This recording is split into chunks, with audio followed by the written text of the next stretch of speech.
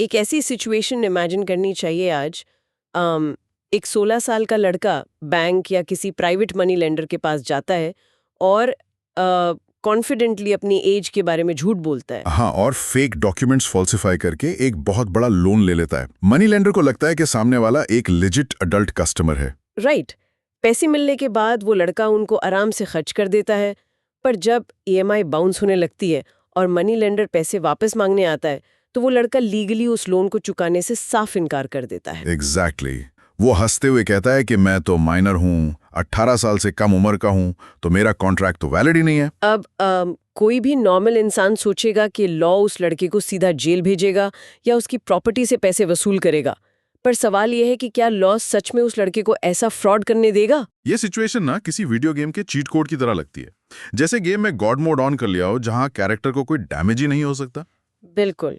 क्या माइनर होना सच में एक ऐसी इम्यूनिटी शील्ड है जिसके आगे दूसरी पार्टी बिल्कुल हेल्पलेस हो जाती है, चाहे उनके लाखों रुपए डूब गए हों? वही तो आज हम डिस्कस करने वाले हैं। इस डीप डाइव में हम इसी लूपहोल और उसके पीछे के कॉम्प्लेक्स लीगल सॉल्यूशंस को एक्सप्लोर करेंगे। हमारे पास इंडियन कॉन्ट्रैक्ट एक्ट 1872 और लीगल हिस्ट्री के कई फैसिनेटिंग सोर्सेज हैं। हाँ, और इन सबको मिलाकर हमारा फोकस एक बहुत ही मजेदार और क्रिटिकली इम्पोर्टेंट कॉन्सेप्ट पर होगा, जिसे लीगल टर्म्स में डॉक्ट्रिन ऑफ रेस्टिट्यूशन कहते हैं, यानी डॉक्ट्रिन ऑफ रेस्टिट्यूशन। सही कहा। लॉ हमेशा से एक बहुत ही डेलिकेट बैलेंस मेंटेन करने की कोशिश करता है। एक तरफ लॉ का फर्ज है माइनर्स को, यानी नाबालिग बच्चों को, एक्सप्लॉयटेशन से बचाना, क्योंकि उनके जजमेंट इमेच्योर होती है। सोसाइटी के चालाक लोग उनका फायदा उठा सकते हैं, उनसे गलत कॉन्ट्रैक्ट साइन करवा सकते हैं, तो ये लॉ का प्रोटेक्टिव नेचर है। राइट। पर दूसरी तरफ लॉ को उन्हीं माइनर्स को अडल्ट्स के साथ फ्रॉड करने से भी रोकना है। अगर एक माइनर इस प्रोटेक्शन को एक ढाल की जगह एक तलवार की तरह यूज करने लगे तो पूरा बिजनेस इकोसिस्टम ही कोलैप्स हो जाएगा। मैं भी यही सोच रही थी। तो चलिए इस मजे को अनपैक करते हैं और समझते हैं कि आखिर कोर्ट्स ने इस प्रॉब्लम को कैसे सॉल्व किया। रेस्टिट्यूशन और फ्रॉड की इस प्रॉब्लम को पूरी तरह समझने से पहले उस बेसिक फाउंडेशन को समझना जरूरी है। बिल्कुल, जिसकी वजह से ये सारी डिबेट शुरू होती है। अगर हम इंडियन कॉन्ट्रैक्ट एक्ट 1872 के सेक्शन 11 को देखें तो वहां बहुत क्लियरली डिफाइन किया गया है कि कॉन्ट्रैक्ट करने के लायक कौन है, यानी लीगल भाषा में कॉम्पिटेंट टू कॉन्ट्रैक्ट कौन है। उस सेक्शन के हिसाब से एक माइनर जो लीगली 18 साल से कम उम्र का व्यक्ति है, वो कॉन्ट्रैक्ट करने के कॉम्पिटेंट नहीं माना जाता। हाँ, लॉ अज्यूम करता है कि माइनर के पास वो मेंटल मैच्योरिटी नहीं है कि वो अपने फाइनेंशियल डिसीजंस के लॉन्ग टर्म कॉन्सिक्वेंसेस को पूरी तरह समझ सके। और इस स्ट्रिक्ट रूल का सबसे बड़ा और शायद इंडियन लीगल हिस्ट्री का सबसे फेमस एग्जाम्पल हमें मिलता है 1903 के एक लैंडमार्क केस में। केस का नाम है मोहरी बीबी वर्सेस धर्मोदास घोष। ये केस तो कॉन्ट्रैक्ट लॉ पढ़ने वाले हर स्टूडेंट के लिए किसी ब्लॉकबस्टर थ्रिलर से कम नहीं है। इस केस में धर्मोदास नाम का एक लड़का था जो कि माइनर था। राइट। और उसने एक मनी लेंडर से लोन लेने के लिए अप्रोच किया। लोन का अमाउंट था 20,000 रुपए। अब 1903 के टाइम पर 20,000 रुपए। सही बात है। ये आज के जमाने के करोड़ों रुपए के बराबर था। एक मैसिव लाइफ चेंजिंग अमाउंट। इस लोन के बदले धर्मोदास ने अपनी प्रॉपर्टी मनी लेंडर के पास मॉर्गेज कर दी, यानी गिरवी रख दी। लेकिन इस पूरी ट्रांजैक्शन में एक बहुत बड़ा ट्विस्ट था। मनी लेंडर का जो अटर्नी था, जो पेपर वर्क हैंडल कर रहा था, उसे किसी तरह पहले से ही पता चल गया था कि धर्मोदास एक माइनर है। एग्जैक्टली। उसने फिर भी इस फैक्ट को इग्नोर किया और ट्रांजैक्शन आगे बढ़ाया, शायद इस लालच में कि प्रॉपर्टी तो हथिया ली जाएगी बाद में। पर जब ये मैटर इवेंचुअली एस्केलेट होते होते प्रिवी काउंसिल तक गया, जो कि ब्रिटिश इंडिया के दौर में अपील की सबसे बड़ी अदालत हुआ करती थी, तो उन्होंने एक हिस्टोरिकल डिक्लेरेशन दिया। उन्होंने कंप्लीटली क्लियर कर दिया कि एक माइनर का अग्रीमेंट वॉइड एब इनिशियो होता है। अब ये वॉइड एब इनिशियो आखिर क्या बला है? इसका सिंपल मतलब है शुरू से ही अमान्य या शून्य, यानी लॉ के नजरों में वो कॉन्ट्रैक्ट कभी एग्जिस्ट ही नहीं करता था। वही तो, वो पेपर का टुकड़ा जिस पर साइन किया गया था उसकी लीगल वैल्यू 0 थी डे 1 से।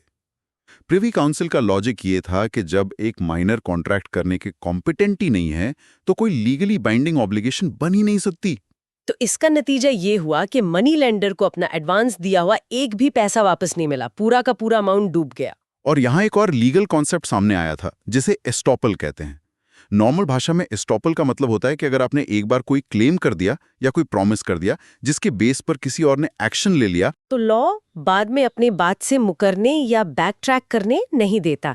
तो मनी लेंडर की तरफ से आर्ग्यूमेंट था कि लड़के ने झूठ बोला, इसीलिए अब उस पर एस्टॉपल लगना चाहिए और उसे पैसे लौटाने चाहिए।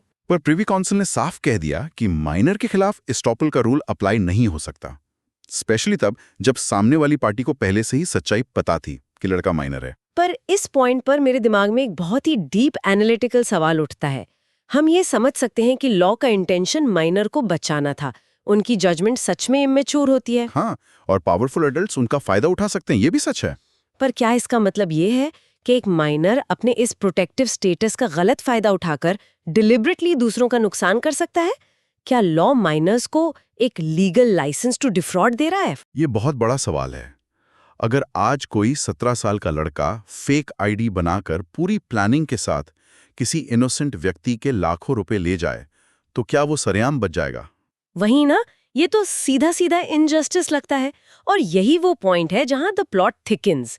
लीगल स्कॉलर्स के बीच एक बहस छिड़ जाती है इसके बाद। मोहरी बीबी केस के बाद लीगल सर्कल्स में एक बड़ा सवाल पैदा हुआ कि अगर माइनर कंप्लीटली नोइंगली फ्रॉड करे और अपनी एज छुपाए, तब जस्टिस कैसे सर्व होगा?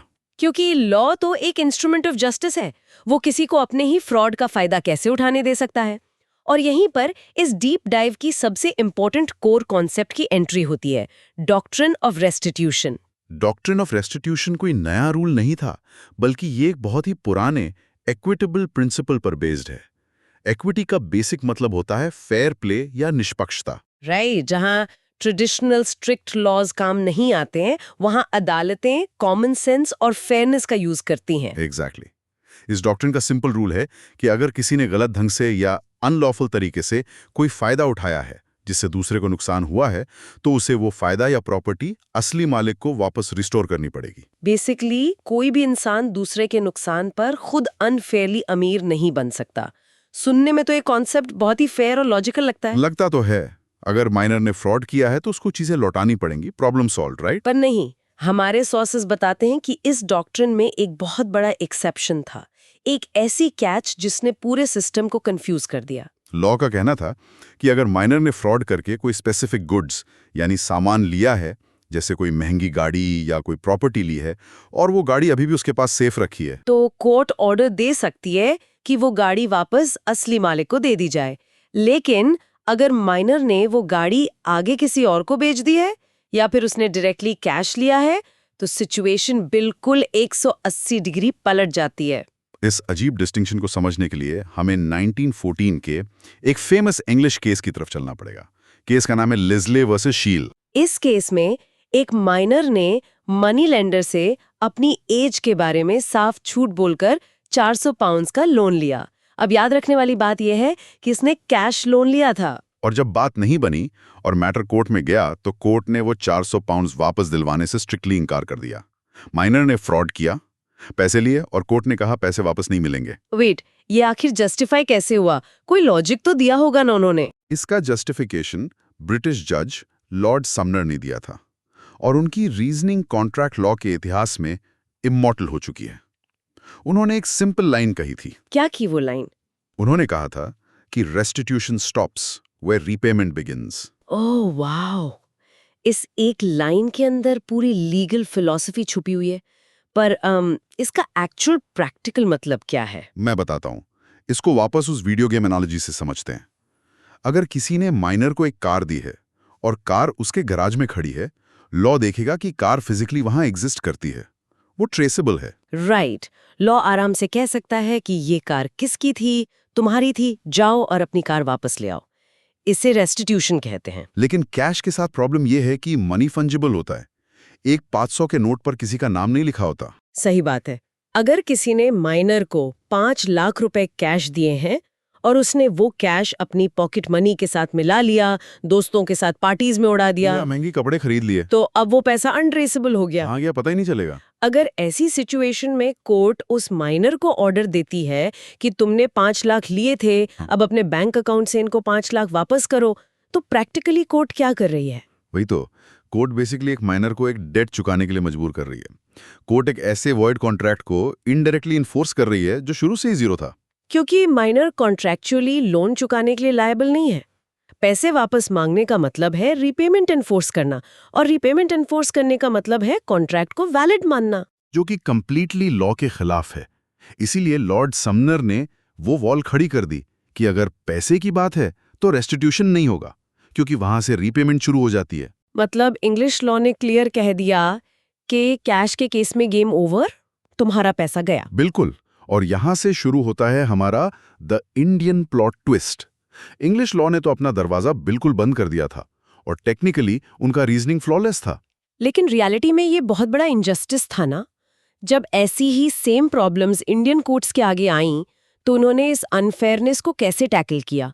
क्या उन्होंने चुपचाप इंग्लिश लॉ को फॉलो कर लिया? नहीं, इंडिया में इस इशू ने जुडिशरी को दो अलग-अलग हिस्सों में बांट दिया। देश के अलग-अलग हाई कोर्ट्स आपस में टकरा गए। एक ऐसी टक्कर जिसने लीगल सिस्टम में सर्टेनिटी के फाउंडेशन को हिलाकर रख दिया। इसके बारे में, इस पूरे कॉन्फ्लिक्ट का एपिसेंटर था 1928 का एक केस, खानगुल वर्सेस लखा सिंह। ये केस अपने आप में सच में एक थ्रिलर है। हाँ, इस केस में एक माइनर ने अपनी एज छुपाई, पूरा फ्रॉड किया और अपनी जमीन बेचने के नाम पर खरीदार से 17,500 रुपए का एडवांस कैश ले लिया। 1928 में 17,500 की वैल्यू तो आज के हिसाब से बहुत मैसिव अमाउंट होगा। एडवांस लेने के बाद उस माइनर ने क्या किया? उसने प्लॉट ट्विस्ट दे दिया। उसने जमीन ट्रांसफर करने से साफ मना कर दिया। जब खरीदार ने कहा कि ठीक है, जमीन नहीं दे रहा तो मेरे पैसे वापस कर दे, तो माइनर ने पैसे लौटाने से भी इनकार कर दिया। वही पुराना डिफेंस लिया होगा कि मैं तो माइनर हूं, कॉन्ट्रैक्ट वॉइड है। फिर मैटर पहुंचा लाहौर हाई कोर्ट में और वहां के चीफ जस्टिस ने एक बहुत ही बोल्ड और पाथ ब्रेकिंग मूव लिया। उन्होंने इंग्लिश प्रेसिडेंट यानी लेस्ली वी शील का जो स्ट्रिक्ट रूल था कि कैश वापस नहीं मिलेगा, उसको फॉलो करने से साफ इनकार कर दिया। उन्होंने एक बहुत ही पावरफुल और लॉजिकल आर्ग्यूमेंट रखा। उन्होंने पूछा कि प्रॉपर्टी वापस करने और पैसे वापस करने में आखिर इतना बड़ा फर्क क्यों होना चाहिए? एग्जैक्टली। अगर हम एक माइनर को गाड़ी वापस करने को बोल सकते हैं, तो हम उसे उस एडवांस कैश को वापस करने को क्यों नहीं बोल सकते जो उसने झूठ बोलकर लिया है? लाहौर हाई कोर्ट का मानना था कि इक्विटी और जस्टिस की आवाज टेक्निकल लीगल स्ट्रिक्टनेस से ऊपर होनी चाहिए। एक माइनर को अपने ही झूठ और मिसरिप्रेजेंटेशन का डायरेक्ट फायदा उठाने की इजाजत नहीं दी जा सकती। तो उन्होंने क्लियर ऑर्डर दिया कि माइनर को वो एडवांस रिफंड करना ही पड़ेगा, चाहे वो कैश फॉर्म में ही क्यों ना हो। ये ऑर्डर इफेक्टिवली इंग्लिश लॉ के उस ट्रेसिंग वाले लॉजिक को बाईपास कर रहा था जस्टिस डिलीवर करने के लिए। ये सुन के लगता है कि चलो प्रॉब्लम सॉल्व हो गई, पर लॉ की दुनिया इतनी सिंपल नहीं होती है। क्या सभी इंडियन कोर्ट्स ने लाहौर हाई कोर्ट की इस प्रोग्रेसिव और फेयर बात को मान लिया? बिल्कुल नहीं। कुछ ही सालों बाद 1937 में एक और केस सामने आया, अयोध्या प्रसाद वर्सेस चंदन लाल। इस बार मैटर चल रहा था इलाहाबाद हाई कोर्ट के पास। और उन्होंने क्या किया? इलाहाबाद हाई कोर्ट ने एक बिल्कुल ही अलग अप्रोच ली। उन्होंने लाहौर हाई कोर्ट के खानगुल केस वाले पूरे लॉजिक को पॉइंट बाय पॉइंट रिजेक्ट कर दिया। उन्होंने वही पुराना इंग्लिश लॉ वाला स्टांस लिया। मतलब उन जजेस का डर था कि अगर हम माइनर्स को पैसे लौटाने के लिए मजबूर करेंगे तो हम बेसिकली कॉन्ट्रैक्ट लॉ के फंडामेंटल रूल को ही तोड़ रहे हैं। हाँ, उनका कहना था कि माइनर को पैसे लौटाने का ऑर्डर देना इनडायरेक्टली एक वॉइड अग्रीमेंट को एनफोर्स करना ही होगा। लॉ को टेक्निकल होना जरूरी है, वरना एक्सेप्शंस रूल को ही खत्म कर देंगे। तो इमेजिन करनी चाहिए ऐसी सिचुएशन। ये तो एक प्रॉपर मैसिव लीगल डेडलॉक हो गया ना। एक ऐसी सिचुएशन जहां देश की एक बड़ी कोर्ट कह रही है कि माइनर को फ्रॉड के पैसे लौटाने पड़ेंगे, और दूसरी बड़ी कोर्ट आगे बढ़कर कह रही है नहीं लौटाने पड़ेंगे। स्ट्रिक्ट लॉ यही है। ऐसे में एक आम इंसान, एक बिजनेसमैन या नागरिक किस लॉ पर भरोसा करे? सही बात है। अगर कोई पंजाब में बिजनेस कर रहा है तो उसके पैसे सेफ हैं, पर यूपी में कर रहा है तो डूब गए। ये तो प्योर केओस था। सर्टेनिटी लॉ का एक फाउंडेशनल पिलर होता है। जब इतना बड़ा डेडलॉक होता है, जहां सुप्रीम अदालतें ही आपस में सहमत नहीं होती, तो अदालत खुद इसको सॉल्व नहीं कर सकती। ऐसे वक्त में देश के लेजिस्लेटिव फ्रेमवर्क को, यानी संसद को इंटरवीन करना ही पड़ता है। और इस स्पेसिफिक प्रॉब्लम को सॉल्व करने के लिए एंट्री होती है लॉ कमीशन ऑफ इंडिया की। उन्होंने इस पूरे डिस्प्यूट को, इंग्लिश लॉ को, लाहौर एचसी के प्रोग्रेसिव व्यू को और इलाहाबाद एचसी के स्ट्रिक्ट व्यू को केयरफुली स्टडी किया। उनका मकसद था इस लूप होल को हमेशा के लिए एक स्टैट्यूटरी फिक्स देना। तो लॉ कमीशन ने आखिर किसको सही माना? उन्होंने सोसाइटी और जस्टिस दोनों को ध्यान में रखते हुए देखा कि जस्टिस का पल्ला किस तरफ भारी है, और उन्होंने स्पेसिफिकली लाहौर हाई कोर्ट यानी खान गुल केस के लॉजिक को सही और बेहतर माना। उनका कंक्लूजन बड़ा क्लियर था कि माइनर प्रोटेक्शन एक्ट एक ढाल है जो बच्चों को बचाने के लिए बनी है। ये कोई तलवार नहीं है जिससे बच्चे अडल्ट्स का पैसा लूट सकें। इस डीपली रिसर्च्ड रिकमेंडेशन के बाद ही इंडियन लीगल सिस्टम में एक बहुत बड़ा कॉन्क्रीट बदलाव लाया गया, और वो बदलाव था स्पेसिफिक रिलीफ एक्ट 1963 का आना। स्पेसिफिकली इस एक्ट के सेक्शन 33 को ड्राफ्ट किया गया। इस सेक्शन ने सारे डेडलॉक्स खत्म कर दिए और इक्विटेबल डॉक्ट्रिन ऑफ रेस्टिट्यूशन को फॉर्मली परमानेंटली इंडियन लॉ का स्टैट्यूटरी हिस्सा बना दिया। अब ये समझना बहुत जरूरी है कि ये सेक्शन 33 करंट सिचुएशन में काम कैसे करता है, इसका मैकेनिज्म क्या है आज के टाइम में। अब फ्रेमवर्क बहुत क्लियर और बैलेंस्ड है। इसमें 2 सिनेरियोज बनते हैं।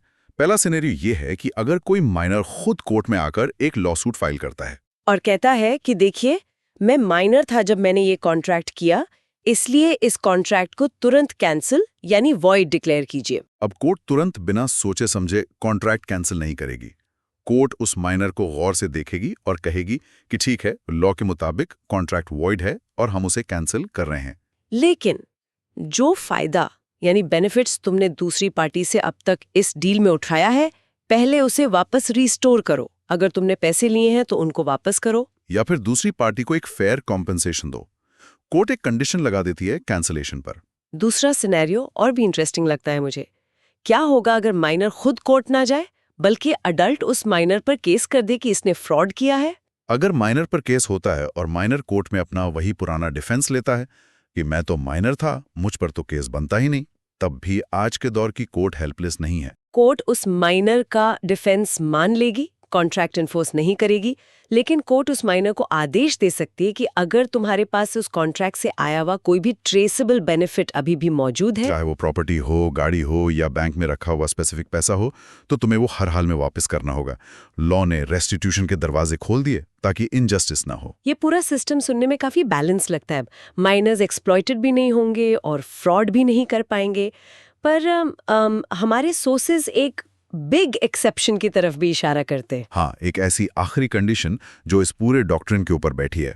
क्या हर सिचुएशन में अडल्ट को उसके पैसे वापस मिल जाएंगे? बिल्कुल नहीं। ये डॉक्ट्रिन तभी अप्लाई होती है जब अडल्ट पार्टी बिल्कुल इनोसेंट हो और माइनर ने एक्टिवली फ्रॉड किया हो। अगर अडल्ट पार्टी की खुद की नीयत में खोट है तो लॉ उनकी कोई मदद नहीं करता। इस आखिरी रूल को 2015 के एक मॉडर्न केस ने पूरी तरह क्लियर कर दिया। केस का नाम था मनेयन नादार वर्सेस हरि कुमार, जो कि केरला हाई कोर्ट में सुना गया। इस केस में कोर्ट ने क्लियर किया कि अगर बायर यानी अडल्ट को ट्रांजैक्शन के टाइम पर पहले से ही पता था कि सामने वाला एक माइनर है और उसने फिर भी रिस्क लेकर डील की, तब उस अडल्ट को सेक्शन 33 के तहत कोई रिफंड या रेस्टिट्यूशन नहीं मिलेगा। इसे एक स्ट्रिक्ट पेरेंट की तरह इमेजिन करना चाहिए। लॉ बेसिकली उस स्ट्रिक्ट पेरेंट की तरह एक्ट कर रहा है। अगर कोई ग्रोन अप अडल्ट है, उसने समझदारी नहीं दिखाई और डेलिब्रेटली जानते हुए भी एक बच्चे को, एक माइनर को बड़ी अमाउंट दे रहा है, तो लॉ कहेगा कि ये तुम्हारी खुद की बेवकूफ़ी और गलती है। जब तुम्हें पता था वो माइनर है तो तुमने डील क्यों की? हम तुम्हारी मदद नहीं करेंगे। लेकिन अगर उस माइनर ने इनोसेंट अडल्ट को जेन्युइनली धोखा दिया है, फेक डॉक्यूमेंट्स दिखाए हैं, और अडल्ट ने पूरी चेकिंग के बाद भी उसे अडल्ट मानकर डील की, तो वही स्ट्रिक्ट पेरेंट अब माइनर का कान पकड़ेगा और कहेगा कि तुमने चालाकी से फ्रॉड किया है, अब फायदा लौटाना पड़ेगा। ये एक्सेप्शन इंश्योर करता है कि अडल्ट्स भी अपनी रिस्पॉन्सिबिलिटी निभाएं और लॉ कोर्ट्स को ब्लाइंडली एक रिकवरी एजेंट की तरह यूज ना करें। तो इस पूरे डीप डाइव को अगर हम सम अप करें तो हमने एक बहुत ही फैसिनेटिंग एवोल्यूशन देखी। हमने देखा कि Indian contract act minor agreements को हिस्टोरिकली और टेक्निकली पूरी तरह वॉइड एब इनिशियो मानता है। जहां 1903 के मोहरी बीबी केस में मनी लेंडर्स हेल्पलेसली अपना पैसा खो देते थे, लेकिन फिर लीगल सिस्टम मैच्योर हुआ और स्पेसिफिक रिलीफ एक्ट के सेक्शन 33 ने एक बहुत ही अहम बैलेंस बनाया। नॉलेज की असली वैल्यू तभी है जब हम उसे लाइफ में अप्लाई करें। इसलिए चाहे कोई बिजनेस चला रहा हो, किसी को लोन दे रहा हो या सिंपली एक छोटा सा कॉन्ट्रैक्ट भी बना रहा हो, दोनों पार्टीज की कैपेसिटी टू कॉन्ट्रैक्ट और प्रॉपर एज वेरिफिकेशन चेक करना कितना क्रिटिकली जरूरी है, ये आज के सफर ने हमें बहुत क्लियरली समझा दिया है। लॉ फिक्स नहीं होता, वो सोसाइटी की प्रॉब्लम्स को सॉल्व करने के लिए ह्यूमन लॉजिक के साथ इवॉल्व करता है। ठीक जैसे इंग्लिश कोर्ट्स की रिजिड बाउंड्री से निकलकर इंडियन कोर्ट्स ने एक प्रैक्टिकल रास्ता ढूंढा। लेकिन जाने से पहले एक आखिरी फाइनल प्रोवोकेटिव थॉट है। हाँ, हमने जितनी भी बात की वो एक फिजिकल दुनिया के लॉज हैं, पर आज हम सभी एक हाइपर कनेक्टेड डिजिटल जमाने में जी रहे हैं। सही बात है। एक ऐसी दुनिया जहां आज टीनेजर्स जो कि लीगली माइनर हैं, ई-कॉमर्स साइट्स पर हजारों लाखों की शॉपिंग डेली कर रहे हैं। वो वीडियो गेम्स में इन-ऐप परचेजेस कर रहे हैं, NFTs मिंट कर रहे हैं और यहाँ तक कि क्रिप्टो करेंसी में मैसिव वॉल्यूम्स में ट्रेड कर रहे हैं। और ये सब कुछ सिर्फ एक फोन या लैपटॉप की स्क्रीन के पीछे से हो रहा है। ऐसे डिजिटल कंप्लीटली फेसलेस ट्रांजैक्शंस में जहां आइडेंटिटी सिर्फ एक ईमेल एड्रेस होती है, वहां ट्रेडिशनल एज वेरिफिकेशन लगभग नामुमकिन है। कोई भी बच्चा आई एम 18 और ओल्डर के चेकबॉक्स पर क्लिक करके आगे बढ़ जाता है। तो सबसे बड़ा और सोचने वाला सवाल ये है कि आज के इस डिजिटल टाइम में जहां आइडेंटिटी फ्लूइड है, वहां 18 ईयर एज लिमिट वाले इस सदियों पुराने लॉ को एक मेजर अपडेट की जरूरत नहीं है क्या? क्या स्मार्ट कॉन्ट्रैक्ट्स और ब्लॉकचेन के इस नए दौर में, जहां कोड ही लॉ बन रहा है, हमें डॉक्ट्रिन ऑफ रेस्टिट्यूशन और माइनर्स की डेफिनेशन को ही कंप्लीटली रीडिफाइन करने का वक्त आ गया है? अगर एक माइनर क्रिप्टो एक्सचेंज पर लॉस कर बैठे, तो क्या वो एक्सचेंज पर केस करके अपने बिटकॉइन वापस मांग सकता है, ये कहकर कि मैं माइनर था? इस इलीगल ग्रे एरिया के बारे में जरूर सोचने की जरूरत है। आज के इस डीप डाइव में इतना ही। Keep questioning, keep exploring.